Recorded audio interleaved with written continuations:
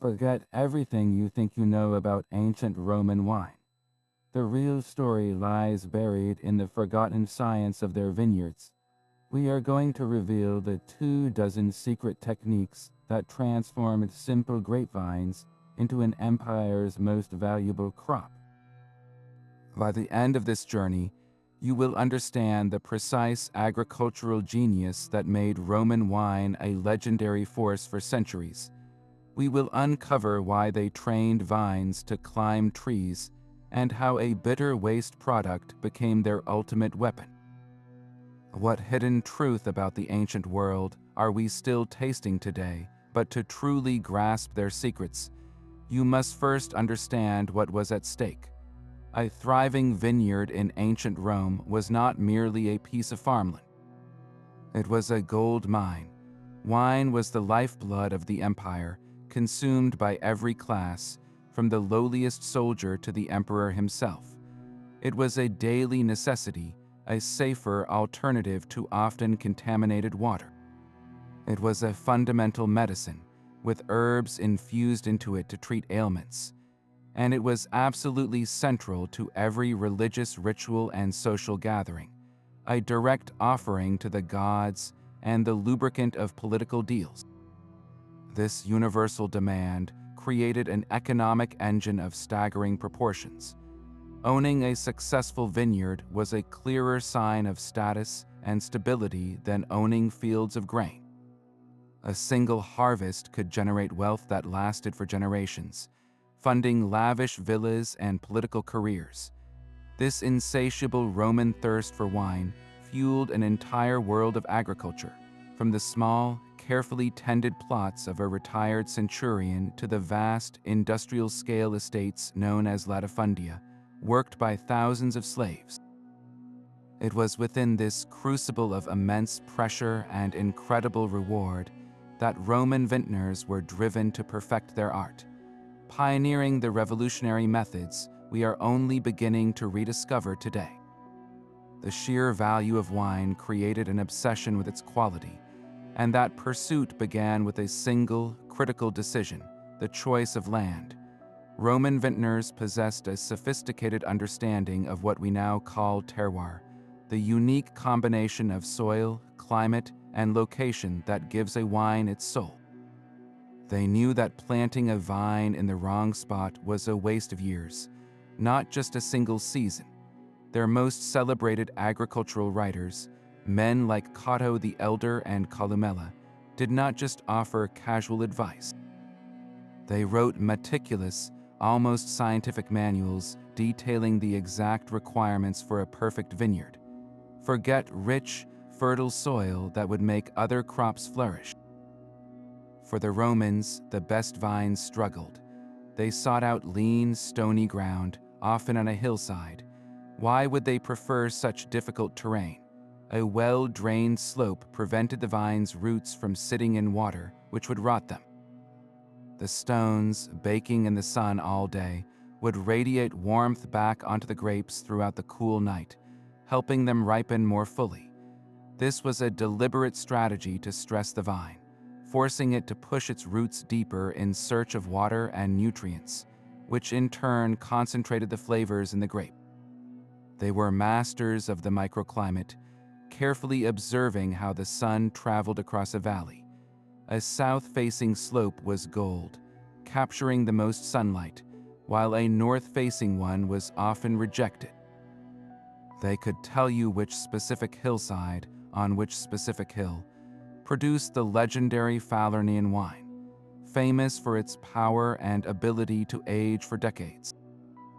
This was not guesswork. It was a deep generational knowledge, a collection of observations passed from father to son, recorded in scrolls, and treated with the seriousness of a state secret. The first and greatest secret was to listen to the land itself. Once the perfect land was chosen, the Roman vintner's next great act of engineering began. He had to decide how his vines would live and grow. This was not a simple matter of aesthetics. It was a fundamental choice that would dictate the vineyard's entire character, its yield, and the very quality of the wine it produced. The Romans pioneered two distinct revolutionary systems, each with its own philosophy. The first method was the arbustum. Picture a sprawling field where grapevines were not staked to the ground, but encouraged to climb high into the branches of living trees, like elms or poplars. This created a breathtaking, almost wild landscape, a vertical forest of grapes. This system was brilliantly efficient in its own way. It allowed for intercropping. A farmer could grow wheat or pasture animals in the open space beneath the shaded canopy. The trees provided a natural, sturdy support that required little maintenance. Yet this beautiful chaos came with significant trade-offs. Harvesting grapes from the high branches was a difficult, sometimes dangerous task. Pruning and managing the vines was nearly impossible, leading to unpredictable yields. The vine, in its race to the sun, would often produce more leaves than fruit, potentially diluting the flavor of the grapes. It was a system of abundance, but not always of control. In direct contrast to the arbustum stood the vinea. This was the Romans' move toward a more scientific, intensive form of cultivation. In the vinea system, vines were planted in orderly rows and supported by forked stakes or simple trellises made of wood. This was a landscape of human design, not natural partnership. The advantages were profound. With the vines at chest height, every task became easier. Pruning could be precise, directing the plant's energy to produce fewer but more concentrated grape clusters. Harvesting was a simple, efficient process. The vintner had complete command over sunlight exposure and air circulation around each bunch of grapes, which was critical for preventing rot and developing complex sugars. The vineyard represented a monumental shift in thinking. It was the conscious choice to trade the mixed bounty of the arbustum for the controlled, predictable quality of a dedicated vineyard. This was not just a different way of growing grapes. It was the birth of viticulture as a precise science, where every variable could be managed to shape the final taste in the cup. So why would a vintner choose one system over the other? The answer reveals their ultimate goal. Was it about producing a vast quantity of adequate wine for the local market? Or was it about crafting a legendary vintage that could be shipped across the empire? The choice of training system was the first and most important step in answering that question. With the training system chosen, the Roman vintner then performed his most critical annual ritual. He approached each vine not as a farmer, but as a sculptor, and his primary tool was a blade of profound importance.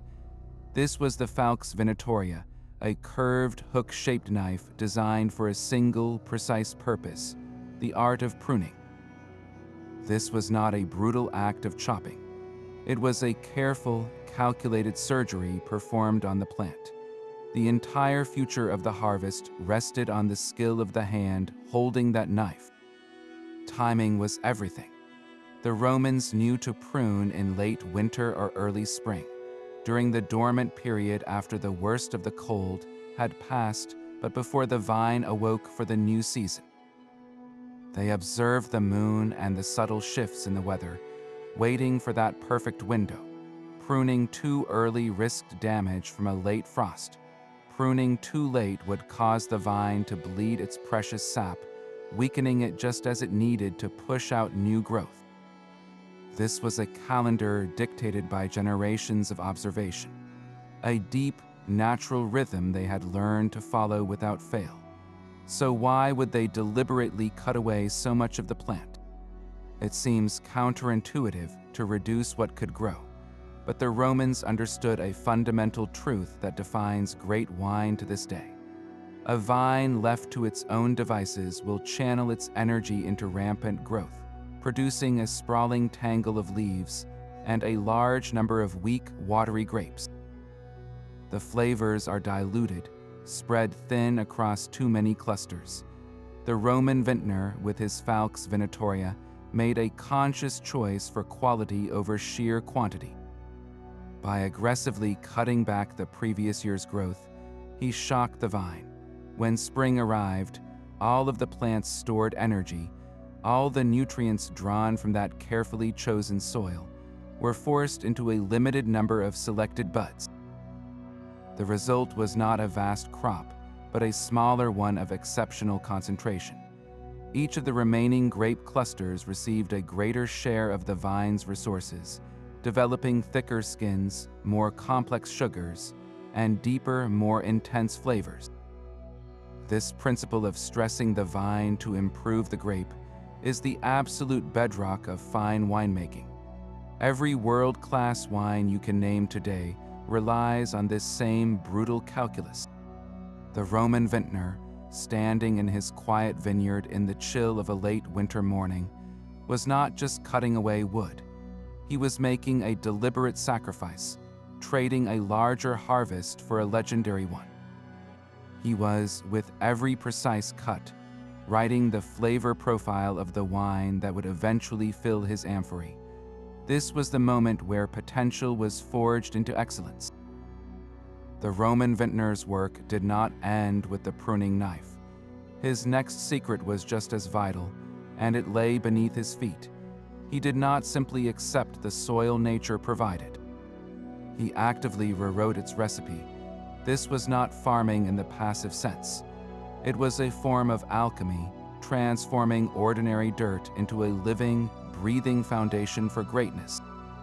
They understood that the vine's entire world existed in that top layer of earth, and they were masters at engineering it to their exact specifications. Their most powerful tool was a carefully curated blend of amendments.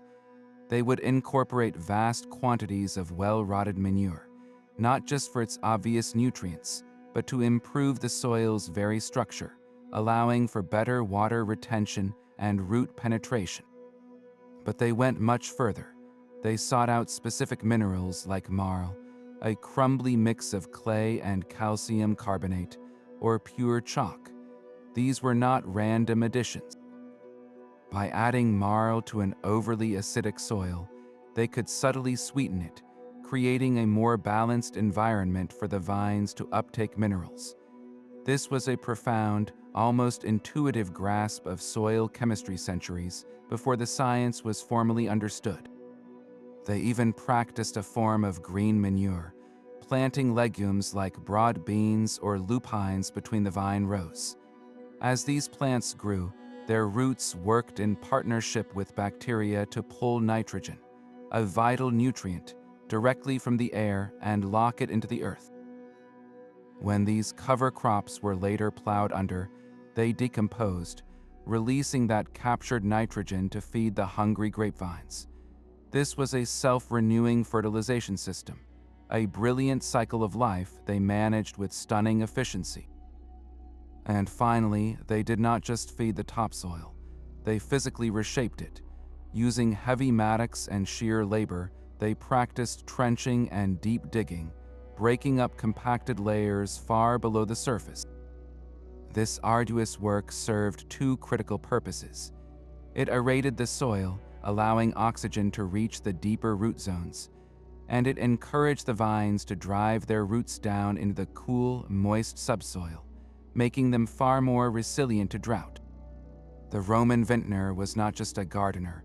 He was a geochemist, a biologist, and an earth mover all at once.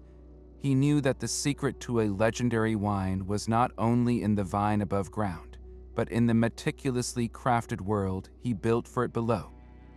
But for all their skill in shaping the soil, the Romans guarded one final, almost alchemical secret. They had discovered a powerful, multi-purpose elixir hidden in plain sight, a substance so common it was practically considered waste. This secret weapon was amurca, the bitter, watery residue left at the bottom of the vat after pressing olives for oil. We would likely pour this acidic, pungent liquid down the drain, but to a Roman vintner, it was liquid gold. This is a stunning example of their genius for recycling and integrated farming, where nothing from the harvest was ever wasted. Amurca's first and most vital role was as a natural herbicide. Instead of battling weeds with endless back-breaking labor, vintners would simply dilute the amurca and spread it across the soil between the vine rows. The liquid's intense acidity and salt content created a hostile environment, scorching and suppressing unwanted plants without any need for modern chemicals. This kept precious water and nutrients reserved solely for the vines, but its uses did not stop at the ground. They would take the thick, sticky dregs and paint it directly onto the wooden stakes supporting their vines. This created a protective, waterproof coating that prevented the stakes from rotting in the rain and soil, dramatically extending their lifespan. Even more cleverly, the bitter taste and strong odor acted as a powerful deterrent, repelling wood-boring insects and other pests that might otherwise destroy the vineyard's infrastructure. In some accounts, they even experimented with fermented preparations of amurca, potentially using it to adjust the soil's chemistry or combat fungal diseases on the vines themselves. Think about the sheer elegance of this system. From the olive grove came oil for cooking and lighting, and from the very waste of that process came a substance that protected the vineyard, which in turn produced the wine that was central to Roman life. It was a perfect closed-loop cycle of sustainability. The Roman farmer did not see a bitter waste product. He saw a solution. He looked at the dregs of one harvest and found the key to safeguarding the next. This philosophy of creating the perfect struggle extended directly to their relationship with the most vital resource of all, water. You might assume that in the warm Mediterranean climate, Roman vintners would have desperately irrigated their vineyards. Yet their most prized wines often came from vines that were intentionally denied easy access to water. This was the core of their dry farming philosophy. They held a profound belief that a vine, when forced to search deeply for its own sustenance, would reward them with fruit of unparalleled character. Think of it not as neglect, but as a form of tough love. A vine with constant, shallow water from frequent irrigation becomes lazy. Its root system remains near the surface, and it produces abundant but bland, watery grapes. The Roman vintner wanted the exact opposite. He wanted a vine that was a little bit thirsty, a vine that had to drive its roots deep into the earth, tunneling through the subsoil in a desperate search for hidden moisture. This struggle triggered a survival response within the plant. It began to concentrate its resources, packing the developing grapes with higher levels of sugar and the complex compounds that create intense aroma and flavor. The result was a smaller harvest, but one where every single berry was a tiny powerhouse of taste. This was not a reckless gamble. It was a calculated strategy built upon their mastery of the land itself. Their first line of defense was the very hillside they so carefully selected. By planting on well-drained slopes, they ensured that excess rainwater would flow away from the vine's root zones, preventing waterlogging and encouraging that deep root growth they so desired. But they didn't just use the natural landscape, they enhanced it with breathtaking engineering.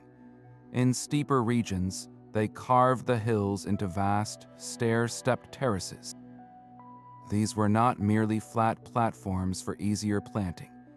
Each terrace acted as a giant sponge, catching rainfall and allowing it to slowly percolate deep into the ground rather than washing the precious topsoil down the hill in a destructive torrent.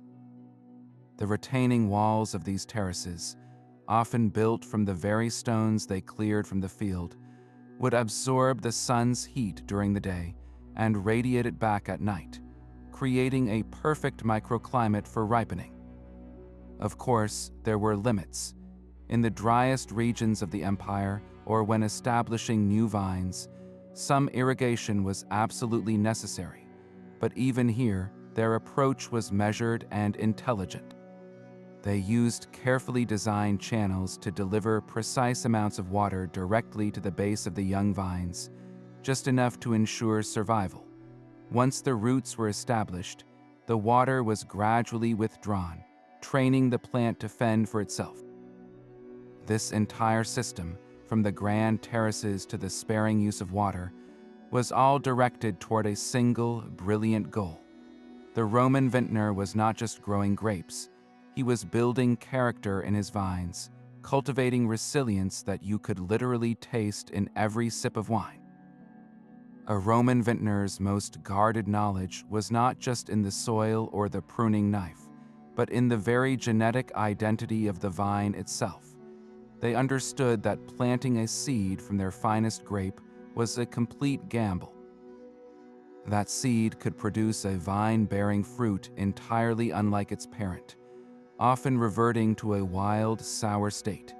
To preserve and multiply excellence, they had to become masters of botanical engineering, and their primary tool was a practice of astonishing sophistication, grafting. This was not a simple garden trick. It was a precise surgical procedure. The vintner would select a small, dormant branch, known as a scion, from a vine that consistently produced the most flavorful, resilient grapes. This scion, carrying the exact genetic blueprint of that superior plant, would then be carefully joined or grafted onto the rooted base, the rootstock of a different, often much hardier vine. They used specific cuts, like the cleft graft or whip graft, and sealed the delicate union with clay or wax to protect it from disease and drying out as the two parts fused into a single new plant. Why go to such extraordinary lengths?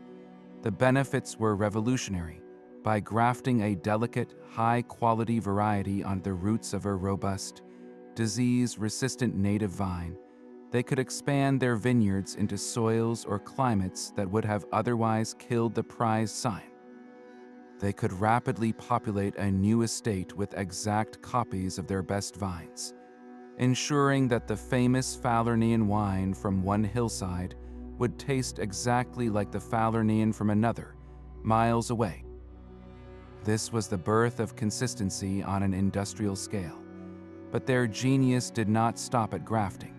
They practiced a form of early clonal selection, a relentless hunt for perfection within their own vineyards. A vintner would walk his rows, his eyes constantly searching for that one exceptional vine, the outlier that thrived when others struggled, that produced clusters with a more intense aroma or a thicker skin that resisted rot. When he found it, that vine was not merely noted, it was celebrated. It was marked, and cuttings were taken from it alone to be grafted and planted, effectively creating an entirely new line of vines that carried forward those prized characteristics. This was intentional viticulture in its purest form. They were no longer passive harvesters of what nature provided. They were active architects of their own destiny, selectively breeding the grapevine itself, generation by generation, to serve the relentless demands of the Roman palate. In every glass of their legendary wine, one could taste not just a place, but a decision, a choice made 200 years ago to preserve and perfect a singular strand of flavor. A silent, unseen war was waged daily in the Roman vineyard, protecting the precious fruit from insects, fungus, and disease required a blend of sharp observation and remedies that seem strange to us now. Their first line of defense was a homemade arsenal of natural sprays. They would create pungent mixtures from strong vinegar or boil toxic plants like hellebore to produce a liquid they believed would repel leaf-eating insects. They understood the principle of a deterrent, even if the exact chemistry was a mystery. Their practical knowledge went even further. They noticed that certain creatures were allies. Some vintners would deliberately introduce insect-eating birds or even specific types of ants to their vineyards, harnessing nature's own food chain to patrol the leaves and devour smaller pests. This was an early, intuitive form of biological control. They also grasped the critical importance of hygiene. Fallen leaves and rotten fruit were not left to compost naturally around the vines. They were meticulously cleared away and burned. They correctly observed that this debris was a breeding ground for mold and fungal spores that could spread blight to the entire vineyard with the next rain. This simple act of cleanliness was a profoundly effective disease prevention strategy. Yet, for all their practical ingenuity, the Roman vintner's world was also filled with unseen forces. A sudden blight or a mysterious vine death could feel like a curse, an attack from malevolent spirits, so they supplemented their physical efforts with spiritual ones. They performed rituals and hung charms in the vineyard to appease the god Robagus, who was believed to send crop rust and mildew. They might make offerings or follow planting schedules based on lunar cycles, seeking a divine favor that science could not yet provide. This was not a contradiction in their minds. It was a complete system. The cleaning and the spraying addressed the threats they could see. The charms and prayers were their defense against the threats they could not. It was a holistic approach to risk, combining the first glimmers of agricultural science with a deep, ancient belief that the land itself was alive with spirit. The success of every Roman vineyard rested not on the owner, but on the calloused hands of the vintner, the vine dresser. He was the living, breathing heart of the entire operation, a skilled laborer whose year was a relentless cycle of precise, back-breaking tasks. His work began in the deep quiet of winter, long before the first green bud appeared. Armed with his falx, he would move from vine to vine, his breath misting in the cold air, making the critical decisions that would shape the harvest. Each cut was a judgment call, a prediction of the season to come, based on a deep understanding of that individual plant's strength. This was not unthinking labor. It was a specialized profession demanding a memory for every vine and an intuition for their needs. As spring warmed the soil, his focus shifted to the delicate new growth, training tender shoots onto their supports and endlessly turning the earth to suppress weeds and retain moisture. Come summer, his eye was constantly on the sky and the grapes, watching for the first signs of pests or disease, knowing that a single storm or a week of unusual humidity could undo a year of careful work. A master vineyarder could read the subtle shifts in a grape's color and texture, determining the perfect moment for harvest not by a calendar, but by taste and touch. His knowledge was the estate's most valuable asset, a collection of secrets passed down through practice, not pen and paper. While the estate owner enjoyed the profits, it was the vineyarder, often a slave, who held the true power. A good one was worth his weight in gold. His expertise, the fragile thread connecting all those brilliant agricultural secrets to the final, legendary wine in the amphora. He was the unseen architect of every flavor. The Roman vintner's year was a sacred rhythm, guided not only by the seasons on earth, but by the silent clockwork of the heavens above. This was the 10th secret, a profound belief that the fate of their vines was written in the stars and the moon. They followed a detailed agricultural calendar meticulously synchronized with celestial events, a practice that wove their daily labor into the fabric of the cosmos. While we might dismiss this as mere superstition, it enforced a rigid, disciplined schedule that was crucial for success.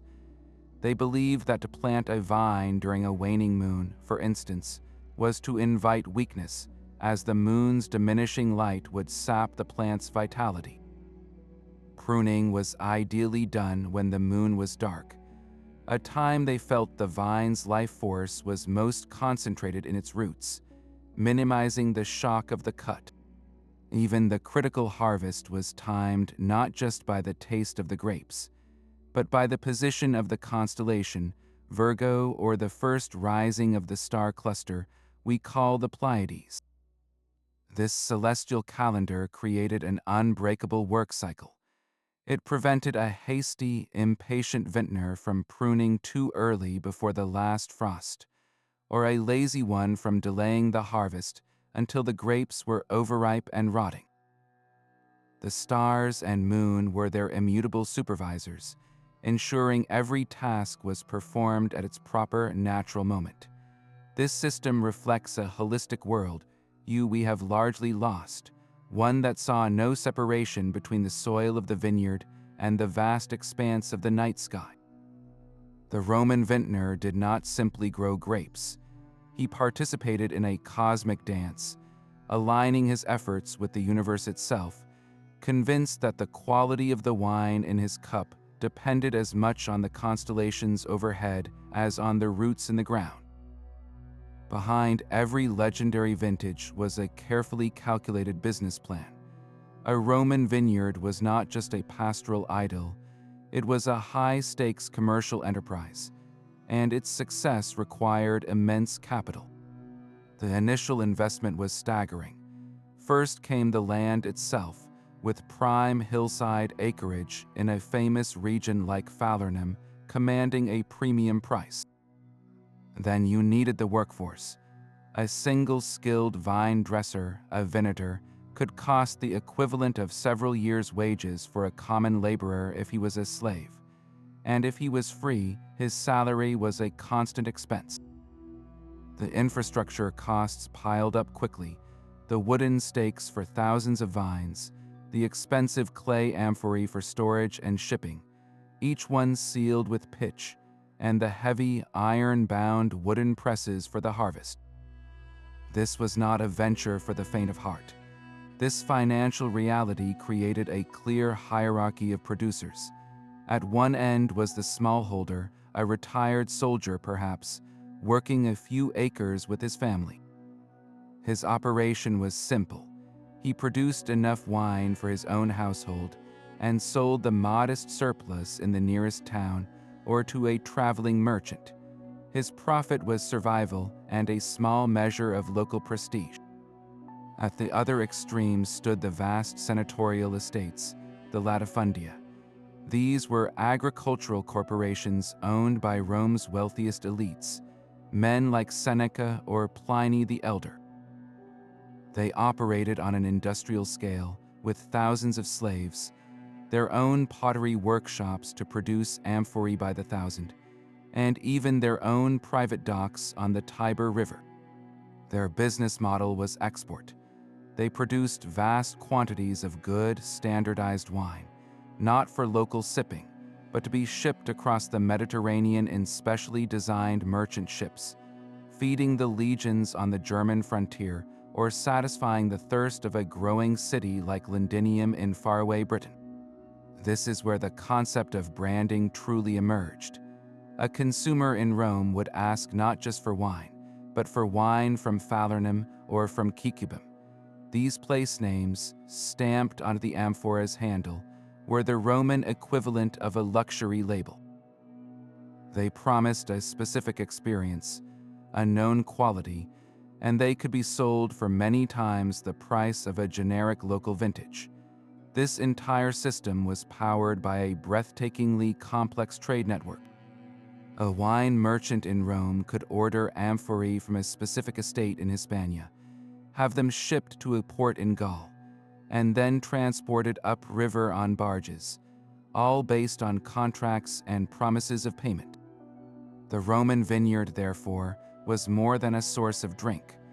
It was a node in the first global economy, a financial engine whose product, sealed in clay, connected the capital to the very edges of the known world. The true test of a vintner's year came with the first blush of color on the grapes. He would walk the rows each morning, plucking a single berry from different vines, crushing it between his fingers and tasting the juice. He was not just looking for sweetness. He was searching for a specific balance between that sugar and a refreshing acidity, a moment of perfect ripeness that could be measured only on the tongue. This was the final, critical judgment call. Harvest too early, and the wine would be thin and harsh. Harvest a single week too late, and the grapes would become flabby, overripe, and vulnerable to a swift, devastating rot that could sweep through the entire vineyard. The entire operation hung on this precise sensory calculation. The moment the decision was made, the quiet vineyard exploded into a controlled frenzy known as the vendemmia. This was not a small family affair. It was a massive logistical undertaking, a harvest festival built on a foundation of sheer labor. The estate owner would mobilize his entire household, from the kitchen servants to his own children, and hire or press into service every available seasonal worker and slave for miles around. This temporary army, armed with small, sharp, curved knives, would descend upon the vines at first light, working in long, disciplined lines from dawn until dusk. They moved with a desperate urgency, a race against the sun and the ever-present threat of autumn rains that could ruin the crop in a single day. Speed, however, could not come at the expense of care. Each harvester was trained to handle the precious clusters with a delicate touch. They would gently support a bunch with one hand while cleanly severing the stem with the other, placing it into a shallow, wide woven basket. A bruised or crushed grape was a tiny time bomb. Its broken skin would leak juice, starting a spontaneous fermentation that could taint the entire basket with off flavors, or worse, attract fruit flies and spread vinegar-producing bacteria. This careful handling was the first and most fragile step in preserving the quality they had worked so hard to cultivate in the vineyard. As the baskets filled, teams of carriers, often the strongest workers, would immediately ferry them to the pressing area. This was not a journey that could wait. The grapes had to begin their transformation into wine within hours of being cut from the vine. You would see a constant human conveyor belt moving from the sunny slopes to the shaded, often stone-built torcularium, the pressing floor. The air there would already be thick with the scent of crushed fruit and the buzz of wasps, a sign of the sweet bounty arriving. The moment the first basket was emptied, the final alchemical stage of the process would begin, turning a year of sun, soil, and struggle into the lifeblood of the empire. Every decision, every cut of the pruning knife, every cartload of amurca, was all for this single, fleeting moment when the grape was finally surrendered to the press. The controlled chaos of the harvest converged on a single, vital space, the torcularium. This was not a barn but a dedicated wine factory, where the Romans displayed their engineering genius for extraction. The process was a carefully calibrated progression, beginning with the most gentle method and escalating to raw power. The first stop for the pristine grape clusters was the lacus, a wide, shallow treading vat. Here, workers, often with their feet meticulously cleaned, would climb in and begin a rhythmic, steady march on the fruit. This was not a crude stomp. It was a controlled, human-powered press, using the body's weight and the softness of the foot to burst the grapes without crushing the bitter seeds and stems inside. The free-run juice that flowed from this treading was considered the finest, the most delicate and prized, destined for the best wines.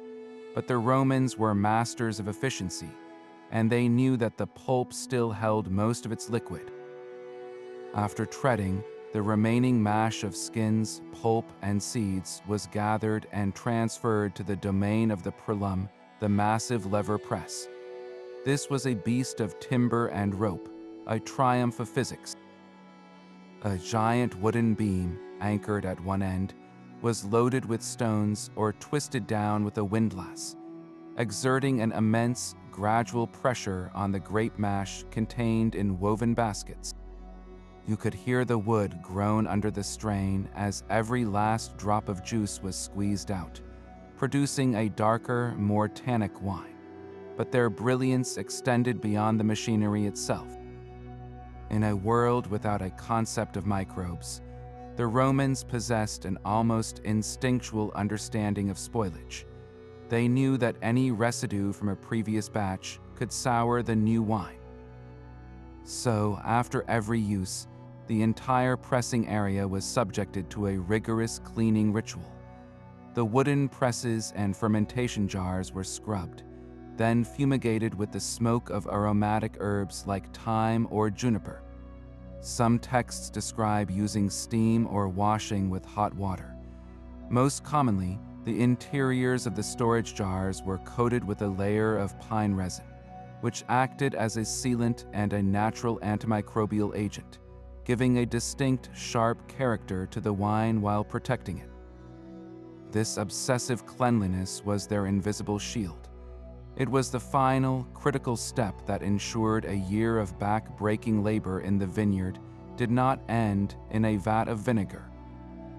In the torcularium, Roman practicality and foresight merged, transforming fragile fruit into a durable commodity that could survive a journey to the farthest reaches of the empire. The air in the torcularium was thick with the sweet, heady scent of crushed grapes, but the true magic was just beginning. As the juice flowed into its waiting containers, an invisible alchemical transformation took over. The Romans called it fermentation, a bubbling, living process they harnessed without ever knowing the name of the microscopic yeast that powered it all. They were masters of an empirical art, guided by centuries of observation. They knew that if the juice was kept in a warm place, it would soon begin to fizz and froth, its sweetness slowly turning into the familiar warmth of wine. They called this wild, initial stage the fervent, the boiling, and they knew that controlling its fervor was the key to the wine's soul. Their primary tool for this control was a vessel of breathtaking scale and ingenuity, the dolium. These were not simple pots. They were colossal clay jars, some standing as tall as a person and holding hundreds of gallons. Their true genius, however, lay not in their size but in their placement. They were almost always buried up to their necks in the cool earth of a dedicated cellar. This was a stroke of thermal brilliance. The surrounding soil acted as a natural insulator, protecting the fermenting juice from the damaging spikes of summer heat and the chills of autumn nights. A rapid, hot fermentation would produce harsh, coarse wines. A slow, cool one, managed by the steady temperature of the earth, allowed for the gradual development of complex, subtle flavors and aromas. The Roman vintner would cover the dolium's wide mouth with a loose tile or a cloth, allowing the violent carbon dioxide to escape while keeping insects and contaminants out. He would listen to the gurgle and pop from within, judging the process's progress by sound and smell alone. This was the first critical act of fermentation sorcery, a partnership between human intention and the ancient power of the earth itself. Once the initial furious bubbling subsided, the wine was ready for its next chapter. It was carefully siphoned or ladled out of the great dolia and into its final home for aging and travel, the iconic amphora. These slender, pointed clay jars were the universal shipping containers of the ancient world. Their shape was not merely for elegance, it was profoundly functional. The pointed base allowed them to be stacked securely in the holds of ships, wedged into sand or gravel for stability on a long voyage. But for the vintner, the amphora was more than a transport vessel. It was a miniature aging cellar. The clay was porous, allowing the wine to breathe ever so slightly, a slow, gentle oxidation that could soften a young wine's harsh edges over months or even years. Before filling, the amphora's interior was often coated with pitch, a pine resin that sealed the porous clay and imparted a distinctive, sharp flavor that Romans came to crave. The amphora was then sealed with a clay stopper and made airtight with more pitch, locking the wine inside to mature in a stable, dark environment, whether in a storage room on the estate or in the hold of a merchant ship bound for Gaul. Yet some vintners pushed their craft even further, performing a second act of sorcery known as the fermentatio secondaria. They would rack the young wine into a new amphora before its fermentation had completely finished, trapping the last active yeasts inside with a small amount of residual sugar. When they sealed the vessel, these yeasts continued their work in an oxygen-free environment, creating a slight natural carbonation and boosting the alcohol content. The risk, of course, was immense. The buildup of carbon dioxide could shatter the amphora from the inside, turning a batch of precious wine into a sticky, broken disaster. To prevent this, they developed a clever system of pressure release. They would sometimes seal the amphorae not with a solid stopper, but with a removable one, or they would periodically open them to release the building gas before resealing. This delicate dance of sealing and opening, of trapping pressure, and then carefully bleeding it off, was their method for crafting stronger, more potent wines that could withstand the rigors of long-distance travel. It was a high-stakes gamble, a final testament to their bold, experimental spirit in the relentless pursuit of the perfect cup. The wine, once fermented and sealed in its amphora, was still a raw material. Its final transformation happened not in the vineyard, but in a dedicated workshop known as the officina. Here, the Roman vintner shed his role as a farmer and became an alchemist, a master blender and flavor artist. The idea of drinking a pure, unadulterated wine from a single estate was almost unheard of for the average Roman. Their goal was not to showcase a singular terroir, but to engineer a consistent, desirable product. Just as a master perfumer blends essential oils to create a signature scent, the vintner would blend wines from different vineyards, regions, and even different years. A sharp, acidic wine from a cool northern slope might be mixed with a flabby, overly sweet wine from a hot valley floor until the perfect balance was achieved on the tongue. This was the birth of the house style, a reproducible taste that a merchant in Rome or a soldier in Britain could recognize and trust year after year. But blending was only the beginning.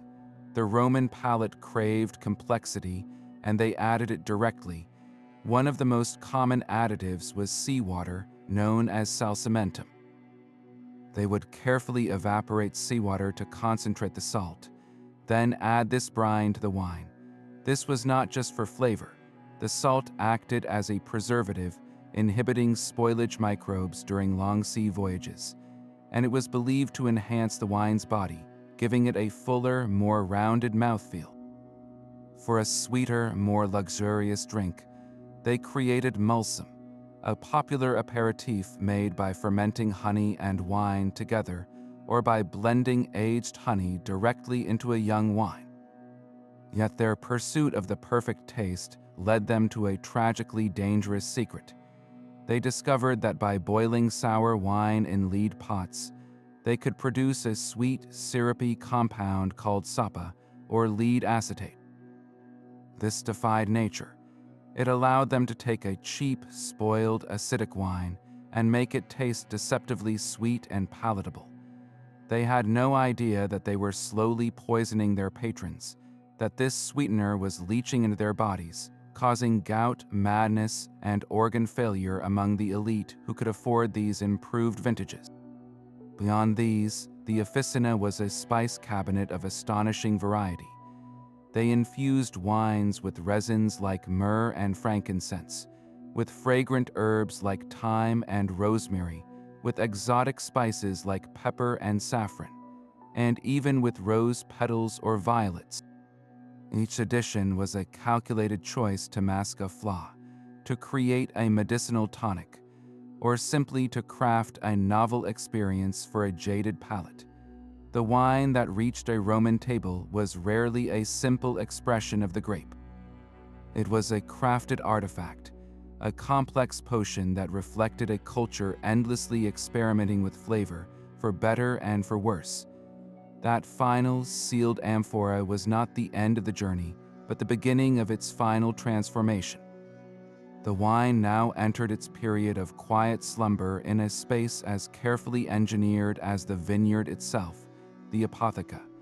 This was not a simple storage closet. It was a dedicated aging cellar, a sanctuary of controlled darkness and temperature. Here, the Romans practiced the 16th secret, the patient art of maturation. They stacked the pointed amphorae in long, orderly rows, each jar often labeled with the vintage year, the vineyard of origin, and even the name of the presiding consul, a precise dating system for the contents within. The environment was everything. The apotheca was built underground or into the side of a hill, leveraging the earth's natural insulation to maintain a constant, cool temperature year-round, shielding the wine from the damaging heat of summer and the freezing cold of winter. This stable, dark stillness was not passive storage. It was an active ingredient in the recipe. It was within this quiet darkness that the most profound chemical changes occurred, as harsh tannins softened and a symphony of complex new flavors emerged from the young wine. The Romans made a stunning discovery through observation. They realized that amphorae stored near the hearth, where they were gently smoked by the fire, produced wine that tasted different, often smoother, and with a pleasing, toasty character. This was their accidental precursor to barrel aging, a way of imparting flavor and further preserving the wine through the antimicrobial properties of wood smoke. They began to understand that time itself was a tool. While most common wines were meant for immediate consumption, they knew that certain premium vintages, like the legendary Falernian, were fundamentally transformed by age. A young Falernian was considered harsh and almost undrinkable, but after 15, 20, or even 50 years in the apotheca, it was revered as a nectar of the gods, possessing an intense, rich, and honeyed character. Managing this library of wine was the vintner's final act of quality control. He was not just a warehouse manager, he was a curator of time, knowing exactly when each batch had reached its peak and was ready for market. He held the future of his reputation in his hands, deciding the precise moment to release a wine that had been decades in the making. The entire year of labor, from the first winter pruning cut to the frantic harvest, was all for this, the silent, patient wait for a masterpiece to emerge from the dark. The quality of the wine in your cup was an unmistakable advertisement of your place in Roman society. This was a world of strict liquid hierarchy, where the beverage served at a senator's banquet shared nothing but the name with the drink handed to a legionary on the frontier. At the very bottom was pasca, the fuel of the army and the urban poor. This was not wine as we think of it, but a sharp, acidic mixture of vinegar and water, sometimes with a little honey or herbs added to make it palatable. It was cheap, stable, and, thanks to the vinegar's acidity, relatively safe to drink. But it was a world away from the complex flavors of a fine vintage. Above this were the vast quantities of ordinary, mass-produced table wines, the simple, often harsh vintages that filled the amphorae shipped to every corner of the empire. These were the workaday wines, made quickly and for immediate consumption, using the most basic and cost-effective methods. Then, at the very peak, were the legendary wines like Falernian or Kikubin. These were the treasures, aged for decades, discussed in poetry, and served only at the most exclusive feasts. They were the liquid embodiment of wealth and power. This stark division directly shaped the very agricultural secrets we have been exploring. The meticulous, labor-intensive techniques, from severe pruning to soil amendment and careful grafting, were almost exclusively reserved for the elite vineyards producing these status symbol wines. The goal was not volume, but perfection. A vineyard owner investing in expensive marl or a team of master vintners was not aiming to produce more Posca. He was chasing the immense prestige and exponentially higher profits that came with creating a legendary vintage. The simple, mass-market wines, in contrast, were often grown on flat, fertile plains using less refined methods, like the high-yielding arbustum system, where quantity trumped quality. The entire sophisticated science of Roman viticulture, therefore, was fundamentally driven by the demands of the elite. The secrets of the vineyard were, in the end, the secrets of manufacturing social distinction, a process that began with a choice of rootstock and ended with a clear statement of who you were in the world, all contained within a single clay cup. The legends of Falernian and Kikubin were not just marketing, they were the pinnacle of the Roman vintner's craft. These names echoed through poetry and history, spoken of with a reverence usually reserved for gods. Falernian, from the volcanic slopes of Mount Falernus in Campania, was the undisputed king of wines. It was famous for its intense, almost fiery alcohol content and a profound sweetness that could age for half a century, transforming from a harsh, young vintage into a deep, amber nectar. Its neighbor, Kikubin, grown in the marshy plains near the coast, was rarer and equally prized, celebrated for its rich, velvety body. The secret to their supremacy was a perfect storm of the techniques we have explored, applied with fanatical precision. The Falernian vineyard was not just on a hill, it was on a specific volcanic mountainside. The soil, rich in minerals from ancient eruptions, provided a unique, fast-draining foundation that other regions could not replicate.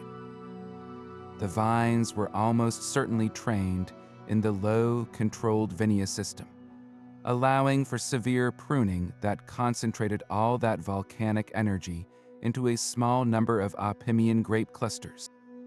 The harvest was delayed to the absolute last possible moment, allowing the grapes to develop a staggering level of sugar, which in turn fermented into a powerful wine capable of surviving decades in the amphora.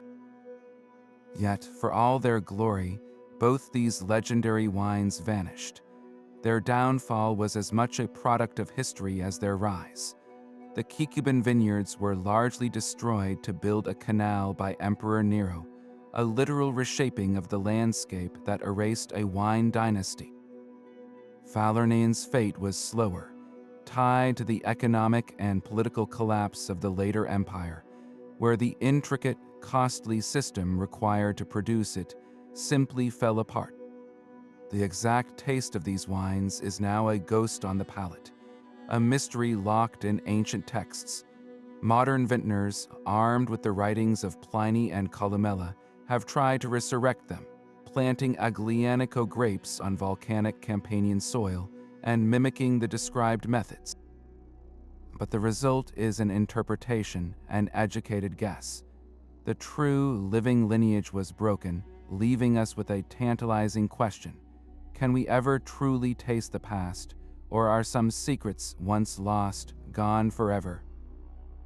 The Roman army marched on its stomach, but it conquered on wine. This daily ration of Posca or wine was as vital to a legionary as his sword and shield, a non-negotiable element of military life that cemented unit cohesion and staved off disease. Supplying this immense thirst across thousands of miles of frontier was a logistical nightmare. Transporting heavy, fragile amphorae from Italy to the misty forests of Germania or the windswept highlands of Britannia was astronomically expensive and terribly inefficient. The solution was as pragmatic as it was revolutionary. The Roman military did not just import wine, they became vintners, planting vineyards at the very edges of the known world. Imagine a legionary fortress on the Danube. The soldiers there were not only fighters and engineers, they were farmers. They cleared land adjacent to their castrum, their fortified camp, and planted vines brought from home or sourced from conquered territories in Gaul. This was not a hobby. It was a matter of military necessity and a profound act of bringing Roman culture to a foreign landscape. The men who tended these vines were often soldiers from Italy itself, from families that had grown grapes for generations. They carried the secrets of their homeland in their minds, applying a lifetime of knowledge to an alien environment. They knew how to read the soil, how to train the vines on the local timber available, and how to prune for survival in a harsher climate. These military vineyards were a breathtaking display of Roman adaptability. In Britain, they sought out south-facing slopes that captured every precious minute of the weak northern sun, using stone walls to create heat-retaining microclimates. Along the Rhine, they dealt with colder winters and shorter growing seasons, likely selecting hardier grape varieties that could withstand a sudden frost. The wine they produced on the frontier was almost certainly not a fine Falernin. It was a rough, sturdy vintage, made for durability and immediate consumption. But its value was beyond measure. For a soldier stationed at the end of the earth, a cup of local wine was more than a drink. It was a tangible piece of home, a reminder of the world they were fighting to protect and expand. It was a symbol of Roman resilience, a statement that even here, in this wild place, their traditions would take root. These frontier vineyards were not just about supplying a ration. They were about cultivating a Roman identity, one vintage at a time. The ghost of the Roman vintner walks with every modern winemaker who steps into a vineyard today. So many of the techniques we consider the height of contemporary viticulture are not new inventions, but rediscovered Roman secrets. That foundational concept of terroir, the belief that a wine's character is born from its specific patch of earth, was a Roman obsession long before it had a French name. When a vintner in Burgundy prunes his vines using the Guyot system, he is employing a direct descendant of the precise, calculated cuts made with the Falx venatoria, a method designed to control yield and concentrate flavor. The Roman understanding that stressed vines on poor, stony soil produce more complex grapes is a principle that guides every premium wine region on the planet, from the rocky slopes of Priorat to the gravelly benches of the Napa Valley.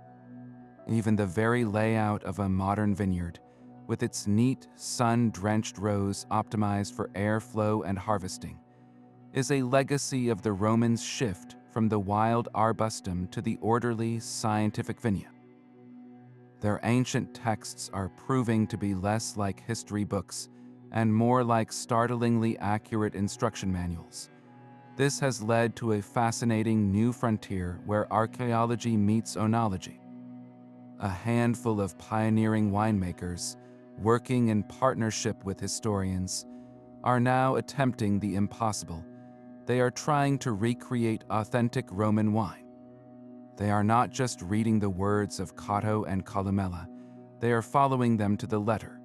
They are planting the same ancient grape varieties, like the thick-skinned Aglianico, in the same volcanic soils of Campania.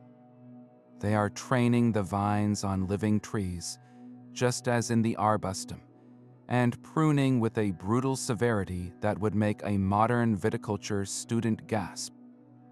They are fermenting the grapes in open-topped, buried clay pots instead of sterile steel tanks, and sealing the finished wine in pitch-lined amphorae, exactly as the Romans did. The goal is not merely to make a historical curiosity, but to answer a profound question. Can we use these 2,000-year-old secrets to finally understand what the Romans truly tasted? The results of these experiments are already challenging our assumptions, producing wines that are often shockingly robust, tannic, and complex, a world away from the simple, fruity profiles we often expect. Each bottle is a liquid time capsule, suggesting that the Roman palate was far more sophisticated, and their agricultural science far more advanced than we ever gave them credit for. But how can we be so certain of these ancient secrets? The proof lies not just in scrolls, but in the silent, petrified vineyards themselves. Our most intimate window into this world was sealed by catastrophe.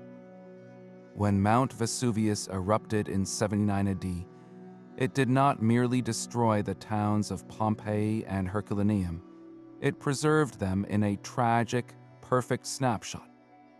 Under layers of volcanic ash, archaeologists discovered the skeletons of Roman vineyards, frozen in time. The most haunting evidence was found in the root cavities. Over centuries, the woody vines themselves decayed, leaving behind hollow spaces in the hardened ash, perfect negatives of the root systems. By carefully injecting plaster into these voids, researchers performed a kind of botanical archaeology, pulling perfect casts of the 2,000-year-old roots from the ground. These plaster ghosts reveal everything. They show us the exact spacing of the vines, proving they used the orderly vinea system. The depth and spread of the roots confirm they practiced the deep trenching and dry farming we discussed, forcing the vines to dig deep for survival. You are literally looking at the footprint of a Roman vintner's strategy, preserved in stunning detail. Beyond the vines, the presses and cellars tell the rest of the story. Excavations have uncovered the stone foundations of Torcularia, the pressing floors, with their lacus treading vats and the massive stone weights that powered the lever presses. In the ruins of wealthy estates, you can walk among rows of dolia, the gigantic fermentation jars, still buried in the ground where their owners left them, waiting for a harvest that never came. And then there are the amphorae, thousands of them. These clay jars often bear inscriptions, painted or stamped directly onto their shoulders. These are not mere decorations, they are shipping labels and quality certifications.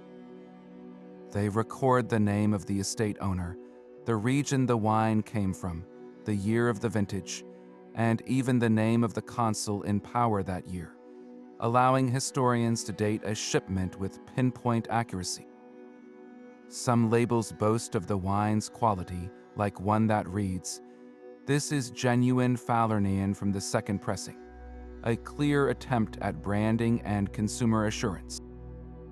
This physical evidence does not just confirm what writers like Cotto and Columella described. It breathes life into their words. It transforms their agricultural advice from abstract theory into a tangible, practiced reality. We are not just reading about Roman viticulture. We are walking through its petrified remains, touching the very jars that held its legendary flavors, and seeing the root structures that supported an empire's thirst. The secret to this entire system was not merely a collection of folk wisdom, but a body of knowledge meticulously recorded and preserved. This leads us to the true source of these agricultural secrets, the Roman aristocrat himself, the paterfamilias. For a wealthy Roman landowner, managing a vast estate was not a hobby. It was a core duty and a direct reflection of his virtue and intelligence. His reputation and family fortune depended on the land's productivity, creating a powerful incentive to farm not just adequately, but brilliantly. This intense pressure to succeed is what spawned one of the most remarkable intellectual traditions of the ancient world, the agricultural manual. These were not dry academic texts. They were practical, hard-nosed guidebooks for running a profitable agricultural business. The first and most famous of these was Cato the Elder's De Agricultura, written around 160 BC. Cato was the ultimate pragmatist, a man famous for his stern, no-nonsense character. His manual reflects this perfectly. It is a tough, concise list of instructions, a farmer's checklist stripped of all poetry. He tells you exactly how many slaves you need for a 100 jujura vineyard, how to build a pressing floor, and how to tell if your amurca is of good quality. His famous advice on selling an old slave or a sick ox reveals his brutally practical mindset, where every element of the farm was an asset to be managed for maximum return. His work is the raw, foundational blueprint for the entire Roman agricultural system. A century later, Marcus Terentius Varro wrote his own manual with a more scholarly, encyclopedic approach. He organized his work as a dialogue, classifying different types of farms and delving into the origins of practices. While still practical, Varro's work shows a desire to understand the why behind the how, systematizing the knowledge that Cato had simply laid down as law. But the undisputed masterpiece, the most comprehensive text we have, is Columella's 12-volume De Re Rustica, written in the 1st century AD. Columella was a true visionary. He lamented the declining state of Italian agriculture and sought to revive it through superior science. His work is breathtaking in its depth and detail. He devotes an entire book solely to viticulture, covering everything from soil selection and grafting techniques to the precise angle at which a vine should be pruned. He argues passionately for quality over quantity, for treating slaves well to ensure good work, and for the intellectual nobility of farming. These manuals were the repositories of generational secrets, the hard drives of the ancient world. When a young paterfamilias inherited his father's estate, he did not have to rely solely on the memory of an aging foreman. He could consult Columella. If a strange blight appeared on his vines, he could check Varro's descriptions. This written tradition allowed the most successful practices to be standardized, refined, and transmitted across the entire empire, from the hills of Italy to the new vineyards of Spain and Gaul. They transformed individual observation into collective, cumulative science, ensuring that the secrets of the vineyard would not be lost with a single generation. Yet for all their scientific precision, the Roman vintner knew his craft was not entirely his own to command. Every cut of the pruning knife and every decision at the harvest was shadowed by the presence of a capricious and powerful god, Bacchus. The entire agricultural year was punctuated by solemn rituals and joyous festivals dedicated to this deity of the vine, the liberator who could grant a bountiful harvest or unleash a devastating blight with a whim. Before a single vine was planted, prayers and offerings were made to sanctify the land. At the first sign of buds in the spring, a sacrifice was offered for protection against a late frost. The most critical moment, the opening of the vintage, was a grand religious ceremony, a communal plea for the gods' blessing on the fragile, fermenting juice. This spiritual dimension was the final, indispensable layer of their success. They understood that human technique alone was a fragile shield against the unpredictable forces of nature. To believe you controlled the vineyard through skill alone was the height of arrogance, an invitation for divine punishment. You could follow every instruction in Cato's manual perfectly, but if Bacchus was angered, your vines would remain barren. The most famous of these devotions were the Bacchanalia, ecstatic rites that began as secret, women-only gatherings but grew into massive, unregulated public festivals. The Roman state, fearing the loss of control and the wild, subversive energy they unleashed, famously suppressed these celebrations in 186 BC. But the suppression itself reveals how deeply this spiritual fervor was woven into the culture. The authorities could ban the public festival, but they could not rip the belief in Bacchus from the heart of every farmer who looked upon his vines. This was the ultimate secret, the acceptance of a fundamental mystery.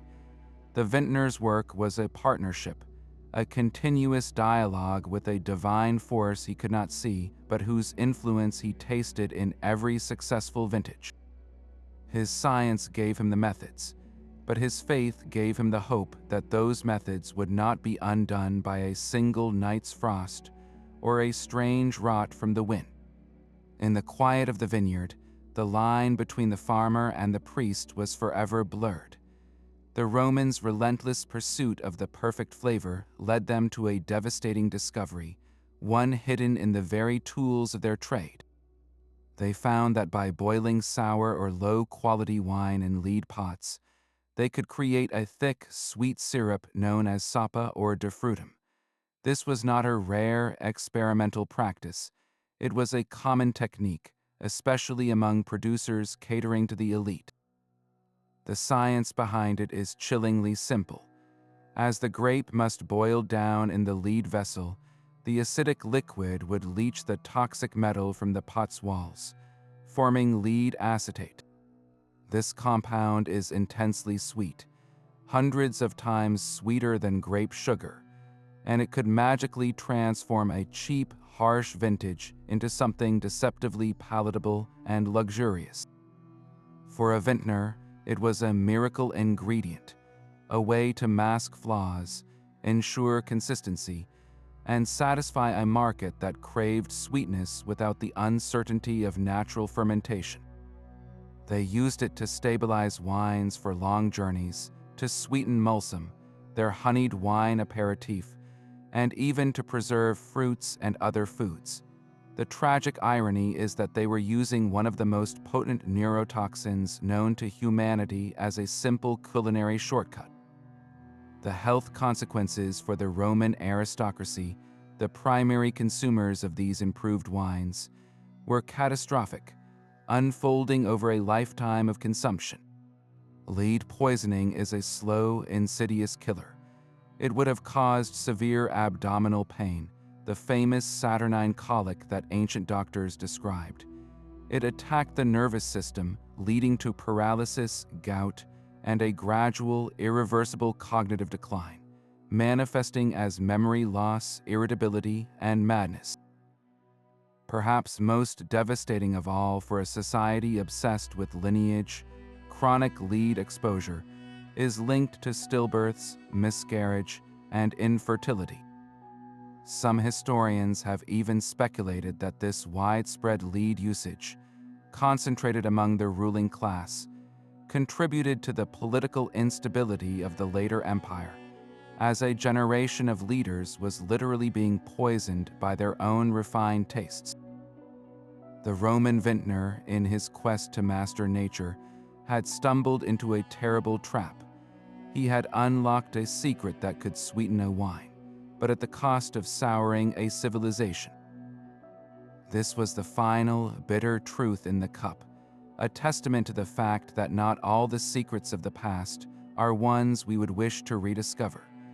From the selection of the perfect hillside to the dark secret of lead, the Roman vineyard was a breathtaking blend of brilliant innovation and profound tradition.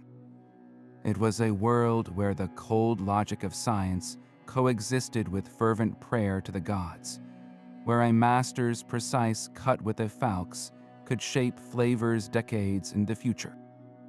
This was not a single secret, but an entire philosophy of cultivation, a complete system built on forcing the vine to struggle for its very survival, all to concentrate its essence into a single legendary cup.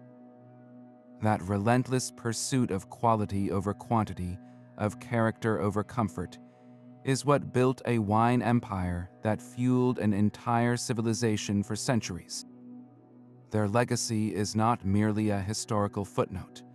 It is a living echo in every modern vineyard that values its terroir, in every winemaker who carefully prunes for flavor, and in every bottle that tells a story of its place.